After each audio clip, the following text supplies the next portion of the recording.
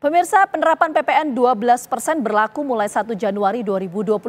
Tujuannya adalah untuk meningkatkan pendapatan negara. Namun diperkirakan masyarakat terkena dampaknya. Lalu apa timbal balik PPN 12% bagi masyarakat? Untuk membahasnya telah bergabung di studio bersama kami ada ekonom dari UI Dr. Fitra Faisal Hastiadi. Terima kasih atas kehadirannya. Kemudian ada anggota Komisi 11 DPR RI, fraksi Golkar Erwin Aksa, dan juga Guru Besar Fakultas Ekonomi dan Bisnis Unpad, Profesor Poppy Rufaidah. Selamat petang, Bapak Ibu semuanya. Kita menuju ke Bang Erwin terlebih dahulu.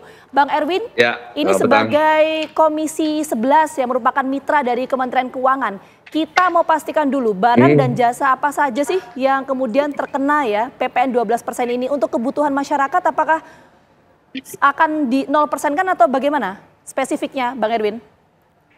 Jadi begini, saya ingin menjelaskan dulu bahwa kita harus tahu ada undang-undang HPP yang sudah disepakati pemerintah dan DPR di tahun 2021. Di mana di situ kenaikan PPN itu ada di undang-undang. Jadi tahun 2025 otomatis ada kenaikan dari PPN tersebut. Sama seperti kenaikan 11% yang lalu. Bahwa itu semua dalam rangka harmonisasi peraturan perpajakan ya undang-undangnya, dan itu membangun perpajakan yang adil, sehat dan efektif seperti yang disampaikan Ibu Sri Mulyani. Nah, kalau kita berbicara PPN, ini adalah pajak yang teradministrasi dengan baik. Jadi bagi Dirjen Pajak atau Kementerian Keuangan ini sangat mudah untuk mendeteksi perkiraan penerimaan negara tahun depan. Jadi saya kira kenaikan PPN ini pertama sudah dibahas di DPR 2021. Kemudian insentif yang tadi disebutkan itu harus ditulis dengan baik supaya tidak terjadi moral hazard ya, karena di situ membedakan antara wagyu yang orang kaya dan tentunya bagaimana daging untuk yang masyarakat kita di bawah, itu perlu kehati-hatian. Oke, Bang Erwin, tapi yang ingin kita spesifikkan adalah artinya apakah bahan pokok misalnya ada beras, daging, ikan, telur, sayur, susu di undang-undang sudah jelas semuanya ditulis bahwa ya yang terkait dengan bahan pokok ya yang tadi disebutkan nama Pak Menko dan Menteri Keuangan, itu dijelaskan bahwa ada sektor-sektor atau produk yang dibebaskan dari PPN ini, dan itu harus ditulis dalam Permenkyu nantinya oleh Ibu Sri Mulyani. Nah, oleh karena itu saya sampaikan lagi bahwa dampak kenaikan ini pasti ada ya, dan kita tahu juga sekarang masalah daya beli ini sudah terjadi hari ini, bukan karena PPN ya, karena memang penerimaan masyarakat berkurang. Ya, belum lagi yang kehilangan kerja. Jadi saya ingin sampaikan bahwa kita sudah sepakati ini di tahun 2021 tentang kenaikan PPN ini. Nah, tentunya kita ingin ada keadilan, diberikanlah insentif, dan itu ditulis dengan jelas, dan kita berharap nanti Kementerian Keuangan bisa mendetailkan supaya yang menerima insentif itu adalah masyarakat kita yang di bawah, yang daya belinya yang kita jaga. Karena kalau yang makan wagyu orang Jakarta yang makannya 1 juta, saya kira 1% buat saya sih di Jakarta ini mereka bisa makan beef wagyu, saya kira bayar 1%. Bisa lah. Ya, jadi soal detail bahan pokok ini apakah akan naik atau tidak itu nanti masih didetailkan di peraturannya ya Bang Erwin ya. Kita menuju ke Prof. Poppy dulu. Prof. Poppy, jadi artinya dengan adanya kenaikan PPN 12% ini, tadi seperti yang disampaikan oleh Bang Erwin, ini kan untuk spesifiknya atau detailnya nanti akan dituliskan di peraturan Kemenkyu ya. Nah, ini apa yang bisa kita soroti dari dampak adanya kenaikan ini, Prof. Poppy? Ya, dengan adanya dampak sudah jelas bahwa pengenaan tarif 12% PPN itu diperuntukkan bagi barang-barang premium. Seperti tadi daging premium, beras premium, kemudian udang premium. Itu adalah barang-barang yang biasa dikonsumsi oleh masyarakat yang kelas tinggi.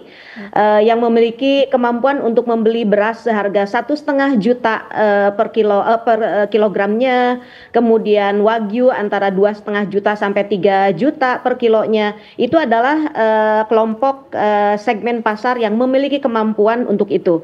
Dan di Indonesia pasar itu ada, mereka memiliki kemampuan yang sangat tinggi untuk membeli produk-produk tersebut. Bahkan berdasarkan penelitian yang sudah terlaksana, yaitu porsi pengeluaran PPN berdasarkan kelas pendapatan masyarakat, ini kelas atas ini adalah kontribusinya sangat tinggi dibandingkan dengan segmen kelompok miskin, rentan, calon kelas menengah atau kelas menengah yang memang secara signifikan tidak akan terkena dengan ketentuan tersebut. Okay.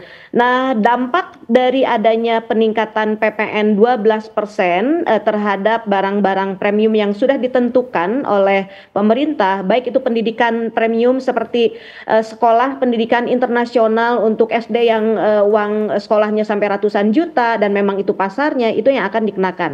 Nah, bagi perusahaan pasti akan kena dampak dengan adanya pengenaan itu. Dan seperti yang telah terjadi pada saat PPN 11% meningkat periode pasca COVID, perusahaan-perusahaan tentu harus melaksanakan penyelarasan strategi harga dan pemasarannya. Okay. Kenaikan PPN memaksa perusahaan untuk merevisi strategi harga, strategi pemasarannya, kemudian menekankan value added yang lebih dan juga eksklusivitas produk yang ditawarkan pada konsumen atau target marketnya. Okay. Kemudian juga biaya produksi dipastikan akan meningkat karena ada peningkatan ini, namun sesuai dengan segmen pasarnya tadi. Jadi untuk produk-produk yang dikategorikan premium itu adalah diperuntukkan untuk segmen pasar masyarakat yang memiliki kemampuan untuk itu.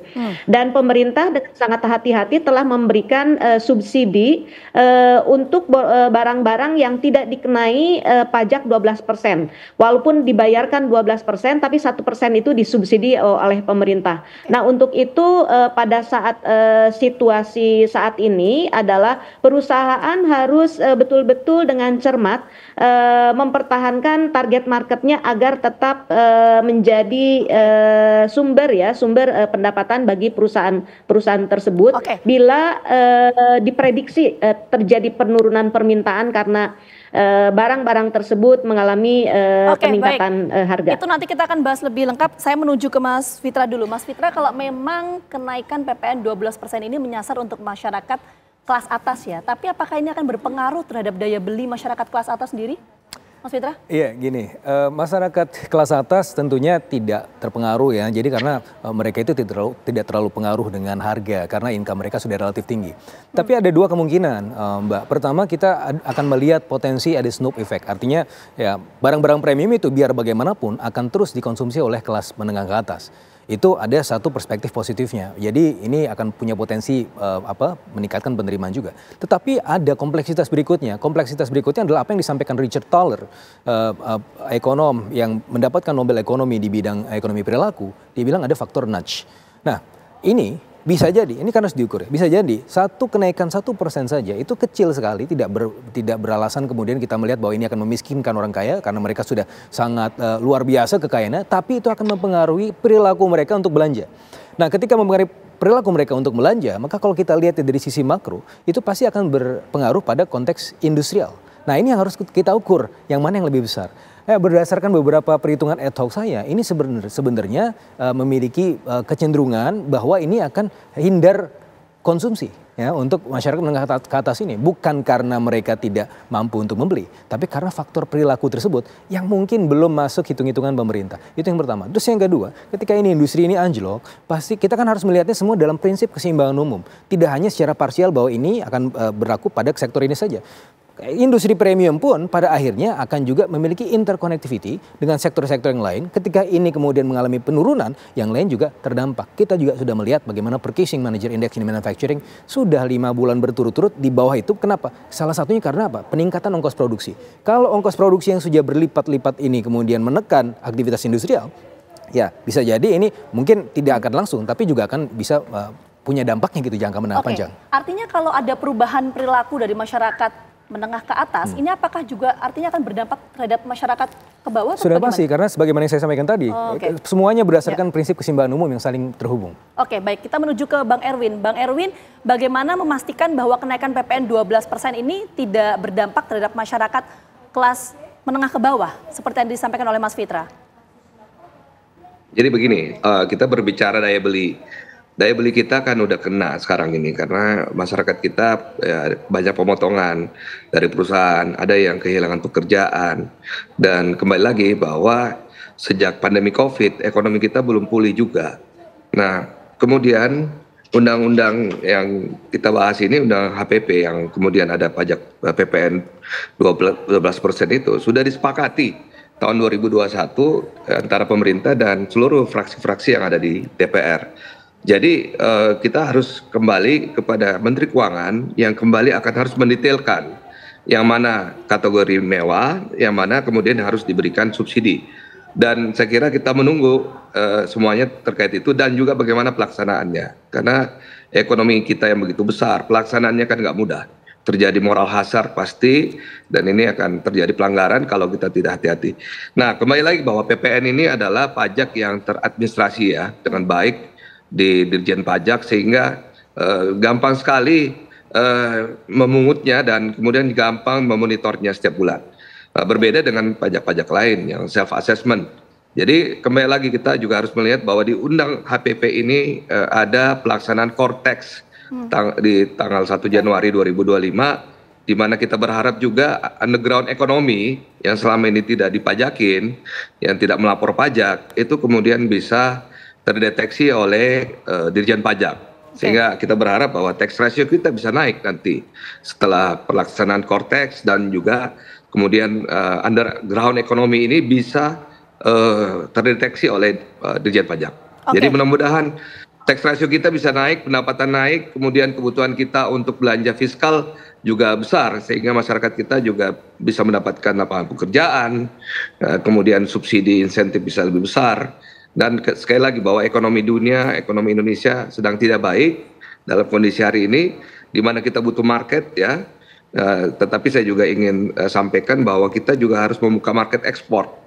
Karena kelebihan suplai yang ada di pabrik-pabrik hari ini, bagaimana caranya bisa diekspor supaya tidak mematikan pabrik-pabrik yang ada di dalam negeri. Baik, kita paham. Jadi artinya kenaikan PPN 12% ini sebetulnya niatannya adalah untuk mempengaruhi pertumbuhan ekonomi secara nasional. Karena kita sempat mengalami kontraksi mengenai pertumbuhan ekonomi yang cukup signifikan akibat pandemi. Tapi yang jadi pertanyaan adalah bagaimana memastikan para pedagang bahan pokok ini. PPN ini adalah pajak yang teradministrasi. Ya, sebentar Bang Erwin. Masih banyak underground ekonomi kita yang belum terpajaki. Nah, ini yang harus kita realize semua, bahwa kalau PPN itu semuanya teradministrasi. Dijawab nanti Bang Erwin, kita akan coba bahas lebih lengkap, tapi kita jeda dulu. Kami kembali hadir saat lagi untuk Anda. Tetap bersama kami.